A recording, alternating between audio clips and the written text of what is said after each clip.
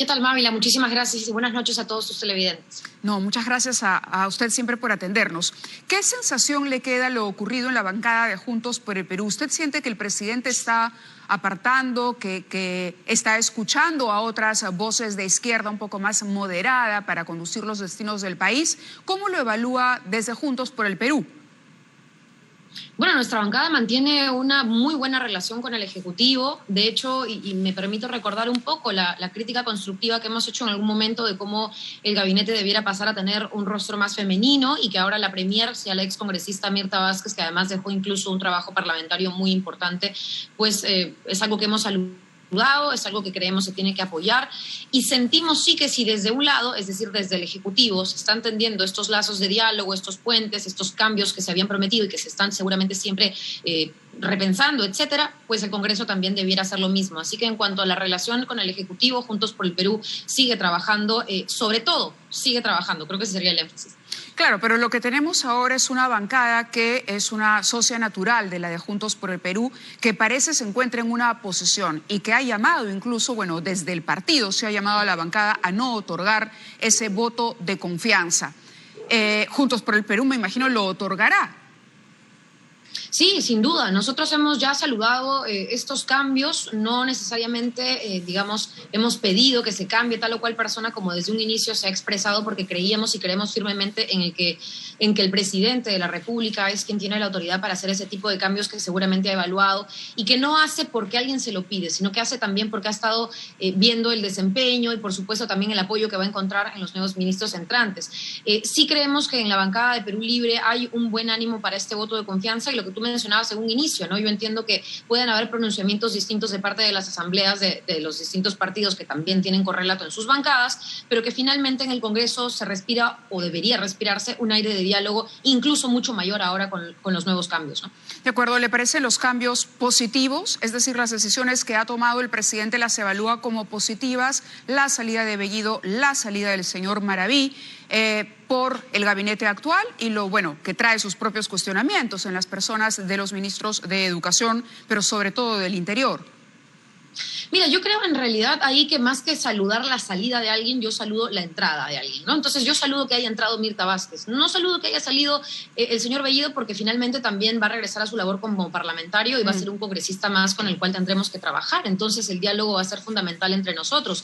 Sin embargo, sí quisiera decir que me parece que liderazgos femeninos como por ejemplo el de Gisela Ortiz en Cultura me parecen particularmente potentes y el de la misma Mirta Vázquez con quien hemos trabajado incluso desde hace varios meses una agenda sobre las ollas comunes, la seguridad alimentaria, pues le pone un liderazgo y sobre todo un trabajo especial también a su puesto ahora, ¿no? ¿Considera usted que con la presencia de Mirta Vázquez el gabinete se ha derechizado, como se insinúa desde algún sector de la izquierda, que el presidente está traicionando sus principios de izquierda y que más bien ha sido copado por unas ONG norteamericanas que intentan secuestrarlo y convertirlo en un traidor a la causa que lo llevó a Palacio de Gobierno?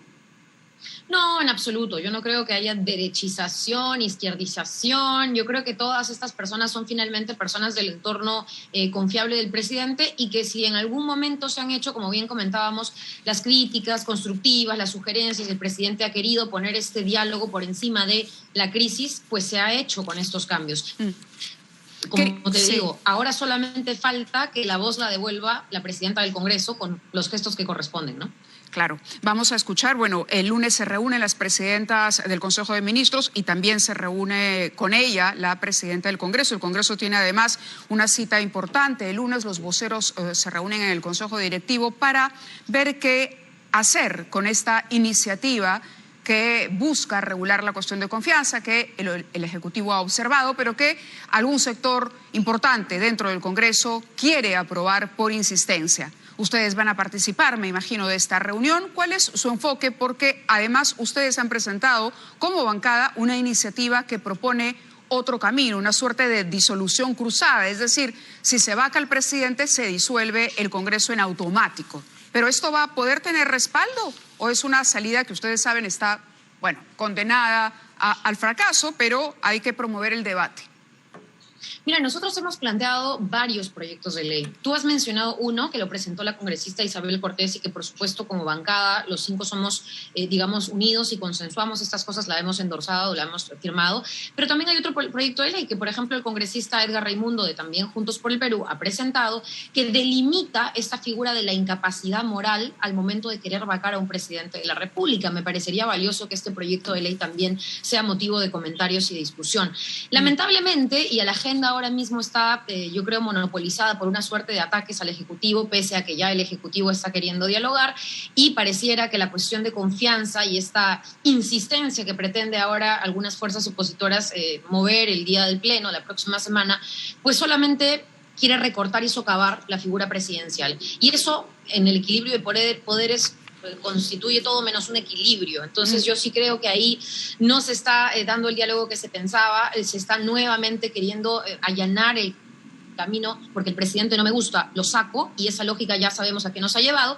Entonces lo que creo que sería más responsable es más bien abordar temas que hace 2 meses hemos presentado, por ejemplo, y debería agendarse, el proyecto de ley que declara de interés nacional la emergencia alimentaria. Ese es un proyecto que ha sido exonerado de comisiones y que debiera estar en este pleno, y que seguro va a ser una conversación mucho más fructífera, en donde 6 bancadas, Mávila, no de izquierda necesariamente, 6 bancadas firmaron para que ese proyecto de ley que presentó mi despacho se exonere de comisión. Ese es el trabajo que creo que hay que saludar. Sí, hay una agenda en la que no nos estamos fijando, y en eso coincidimos, debido precisamente a todas, ¿no?, a estos problemas o ruidos, discusiones que se dan en un ámbito de a ver quién tiene más poder uno que el otro, y las iniciativas para tratar de, no sé si lograr equilibrio o lograr desequilibrio, pero en cualquier caso la congresista Cortés ha dicho claramente: si un poder se va, nos vamos todos. ¿Usted siente que debería ser así? Si un poder se va, se van todos.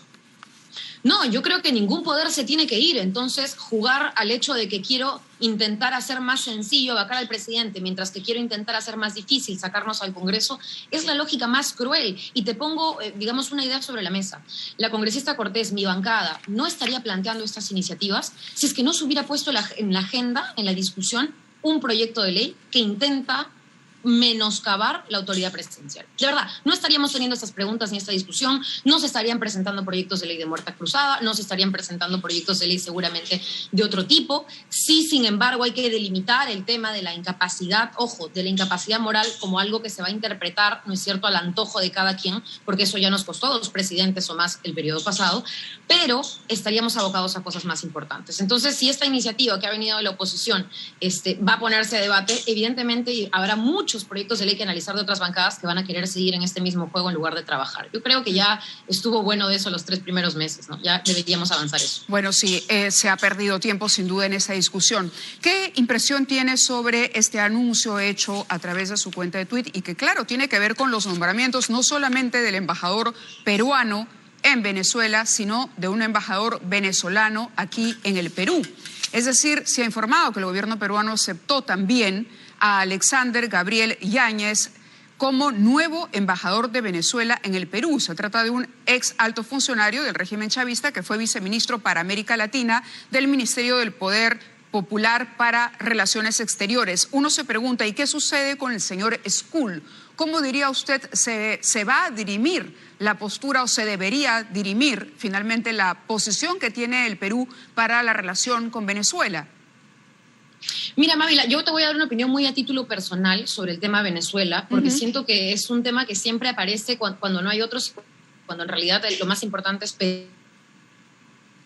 Pero sobre ese con tema, los presidentes de los países que toque. Yo, el señor Guaidó, cuyo embajador nombrado es el señor Skull, yo el señor Guaidó no lo he visto en campañas de vacunación en Venezuela, no lo he visto gobernando su país, no lo he visto, digamos, empadronando a la gente, etcétera. De repente me equivoco porque tampoco sigo tan de cerca lo que pasa en Venezuela, sigo más de cerca lo que pasa acá.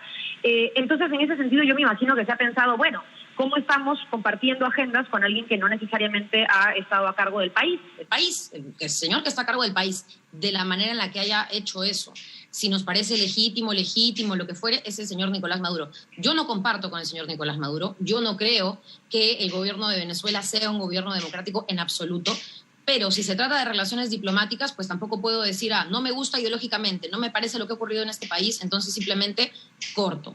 si se está retomando las relaciones con el señor embajador en cuestión, que tú has mencionado, cuyo nombre en verdad ni siquiera me lo he aprendido de alguna manera. Sí. No sé si él está investigado, si él ha cometido algún delito, si en estos momentos tiene alguna pena que cumplir. Entiendo que no.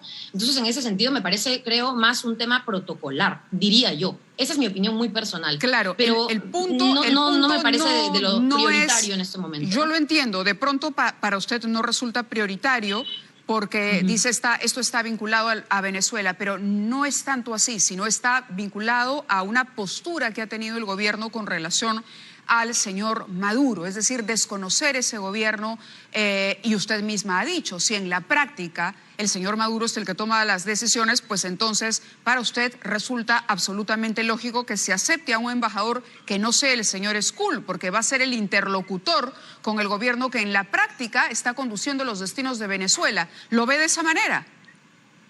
Sí, yo lo veo, como te digo, de parte de las relaciones diplomáticas protocolares en donde la decisión exclusiva la toma el presidente y sus ministros, y en el sentido en el que no solamente en la práctica, sino que el señor Nicolás Maduro, y esto lo puede buscar uno en los buscadores de internet, en Google, está como presidente de Venezuela. Como te digo, a mí no me gusta, yo no soy venezolana y no he participado en el proceso venezolano, pero si es que esto se está haciendo de manera protocolar, pues déjame decirte, en todo caso, para mí es lo menos importante ahora en términos de la relación con este embajador o el embajador nombrado por el señor Guaidó, que como te digo, hace 2 años yo no lo he visto necesariamente liderar o trabajar, ¿no? Entonces, si algo se quiere hacer con esta relación entre ambos países, pues que se haga por la vía formal, y eso no nos quita el sueño. A mí no me quita el sueño, yo sigo trabajando. No, la pregunta no era esa, la pregunta tenía que ver con las relaciones exteriores, y le digo, el tema Venezuela es un tema importante para todos los países. ¿Cuál era la pregunta? Claro,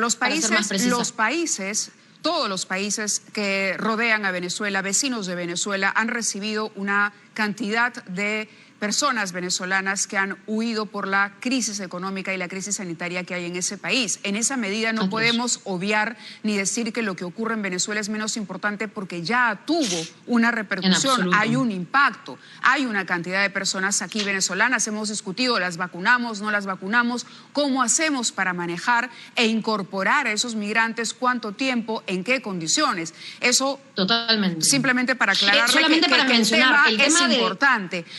A lo que me refería, no es mi tema prioritario, pero es importante. Yo lo entiendo. Ahora, solamente para comentar, el proceso de vacunación, el tratamiento de los ciudadanos venezolanos en Perú no tiene necesariamente que ver con esta decisión en particular, ¿no? Yo creo que ahí es importante mencionar que todo este tipo de políticas públicas tiene que ver con nuestras políticas públicas de salud y educación a nivel nacional, y ojalá sean buenas para con todos los peruanos, así como para las personas migrantes, independientemente de si son de Venezuela o de otro país. Correcto, pero... Y en segundo lugar, con respecto a lo que ocurre allá, yo no avalo lo que ocurre allá. Evidentemente hay una crisis económica en Venezuela, es atroz, de corrupción económica y de otro aspecto.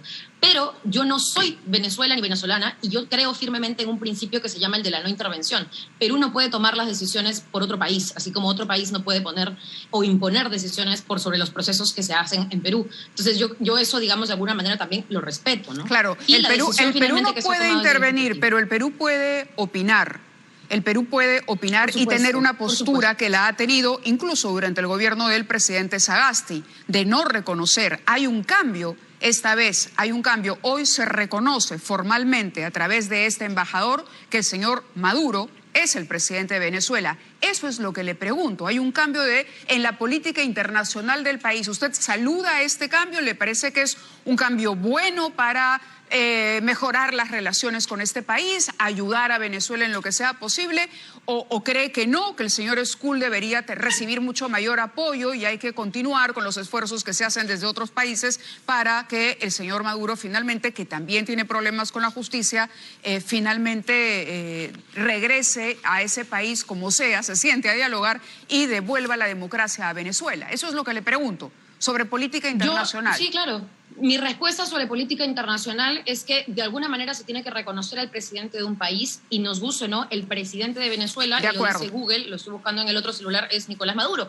No me gusta, yo no tomé la decisión de ponerlo ahí, Mávila. No le pregunto, créame que no le pregunto lo que le gusta o no, le digo como política. Estoy de acuerdo con que haya relación con todos los presidentes de todos los países, independientemente de la ideología, tal cual. Sí, de acuerdo. Guillermo Bermejo acaba de decir: apoyo al presidente y al gabinete y hago votos por la unidad de la bancada del partido. Toda la izquierda, dice, y el pueblo organizado para conquistar la Asamblea Constituyente y la nueva Constitución. Dividir es terminar en el bando de los golpistas. Dividir es repetir los errores que quebraron el proyecto de Izquierda Unida.